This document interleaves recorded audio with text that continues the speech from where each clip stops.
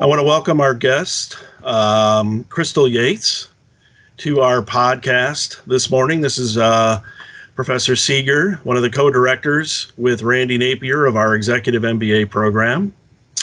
We are having a series of podcasts featuring all 5 of our executive coaches because they're terrific, and it really sets our program apart, and it gives any of our students a great opportunity to distinguish themselves from others in the marketplace with all this additional input and polish on the part of people like Krystal. So Krystal, thank you for your time. Welcome, and we are going to learn all about you in the next few minutes. Thank you for having me. So if you could start off and tell us, where you're from and where you went to school and various degrees or professional certifications, so people have a sense, because I think you're in the, I know, you help with the resume part. So, some background there, and so we see how that ties to the help you give folks on resumes. Okay, well, background, I actually grew up here in Fort Worth. So, this is my hometown. Went to school at Texas Tech, where I actually studied psychology and then moved into human resources. So my certifications, my background is all HR related. I've got the SPHR and the SHRM SCP, which are the senior certifications. And about 5 years ago, I started a business to do HR consulting for small businesses. And through the course of ramping that up, I found out that I was very good at helping candidates with resumes. It's something that a lot of HR people do, and I was able to convert that into a part of my business model. So we've been working almost primarily with job seekers for the last 5 years, helping them with career coaching and with producing resumes. Well, that's great. And I wondered if you could tell our audience how you got linked in with UTA and particularly this Executive MBA program. I consider it mostly good luck on my part. I was actually working with one of the candidates, with one of your MBA candidates, and she introduced me to the program manager at the time, and we connected, and it's history from there. And how many students do you think in your time here you've helped cumulatively? Oh gosh, probably right around 100.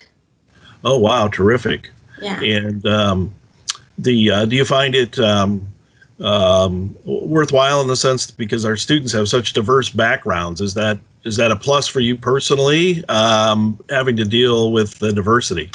It is. It kind of keeps my fingers in all of the different industries here in the DFW area. And working with the MBA students, your students are definitely the cream of the crop. They're some of my best customers. So I really enjoy working with the EMBA candidates. Okay, great. Fantastic. So when a student calls you up and says, hey, Krystal, take us through the process. What kind of things do they say? What do you tell them? As I say, what is the process from A to Z, and what is the outcome? What should they expect to receive at the end of their interaction with you? Well, one of the biggest things we do is we push really hard for an in-person meeting. Now, obviously, due to schedules, sometimes we do it on the phone, but we make sure that we have personal interaction with our students, with our clients, because we're able to dig deeper that way. If you already knew what went on a resume, then you'd probably have it on your own resume, right? And we just have to clean it up. So we want to start with an hour consultation where we not only talk through your background and where you're going so we can create the right information on the resume, but we talk about the job search as a whole.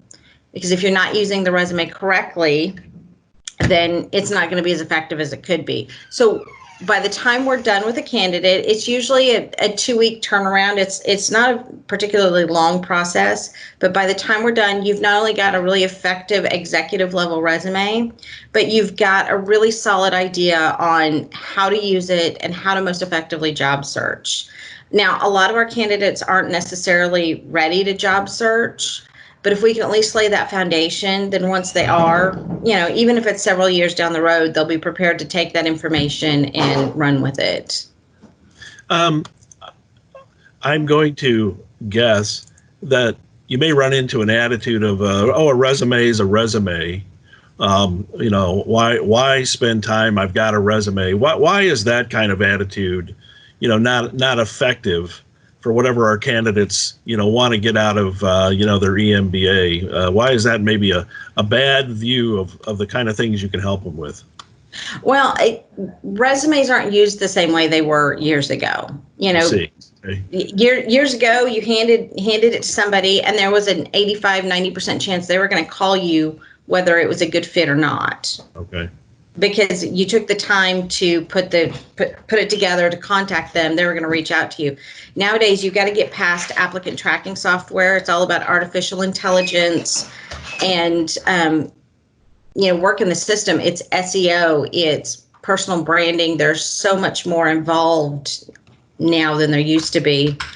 I think one of the biggest challenges my clients come to me with is, I know I'm qualified. Why aren't these people calling me? Uh-huh.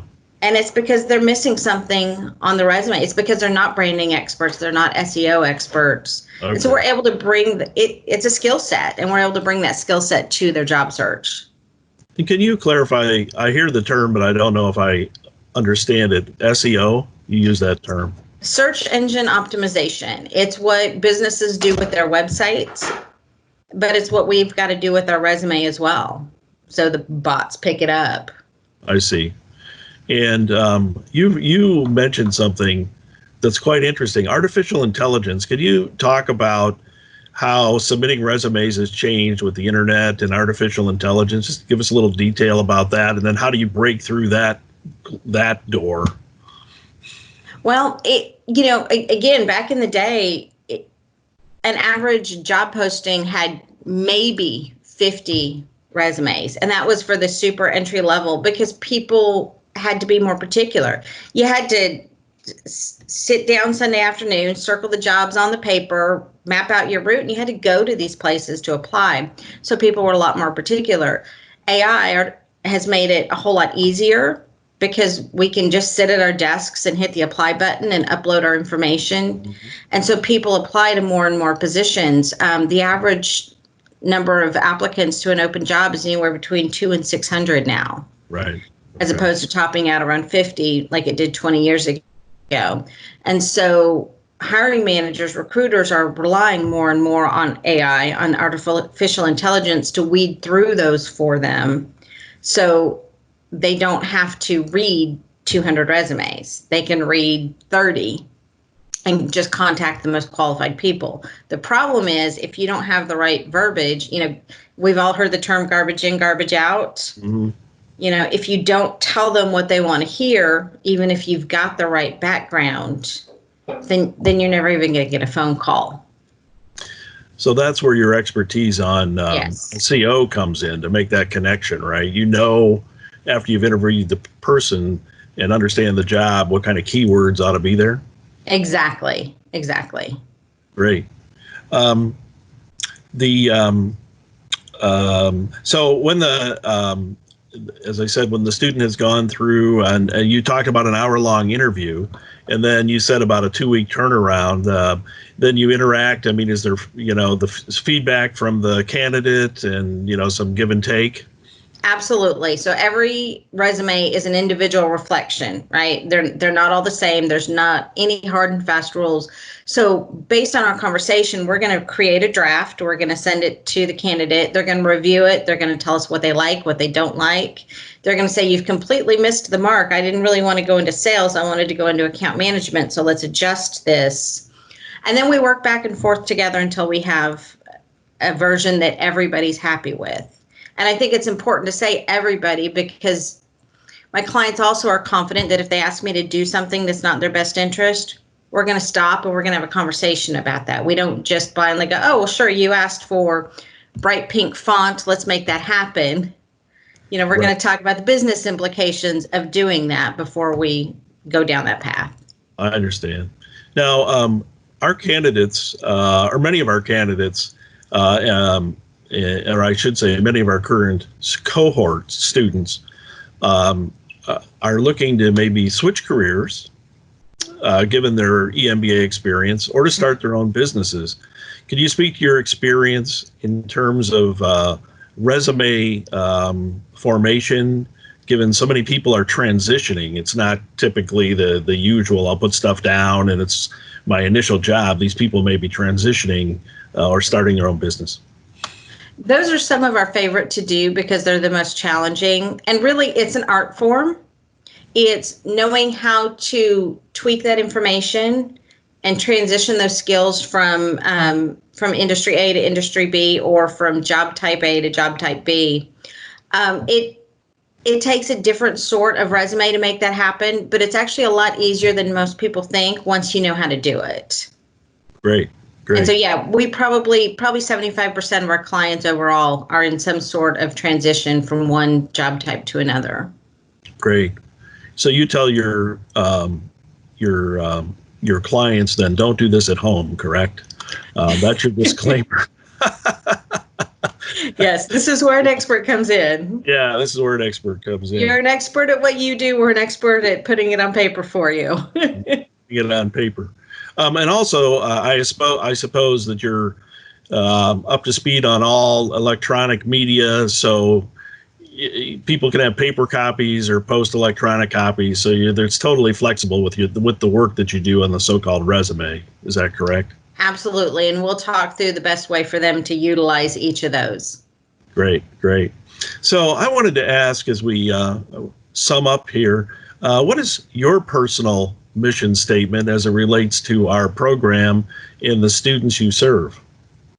You know, my mission is to create solid job seekers and to create professionals who are happy in the jobs that they're doing.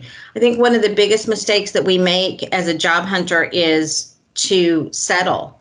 I'm looking for another job. I could do this, I could do this, I could do this. My mission is to help people figure out, where do you really want to be, and to make that happen, which is a complete shift in thinking for when most people are looking for a job. Right. Well, thank you. That's terrific. I want to thank you for joining us here today. I really have learned a lot about the whole area of resume writing, because I was stuck back in the dark ages. You know, that old attitude that you discussed at first. I just didn't realize that you brought all the AI and SEO experience and expertise to this process. So I was very much impressed. And once again, want to thank you for giving us your time so that people can learn more about you and what you do. Absolutely, Dr. Seeger. Thank you so much. Okay. Thank you. Take care.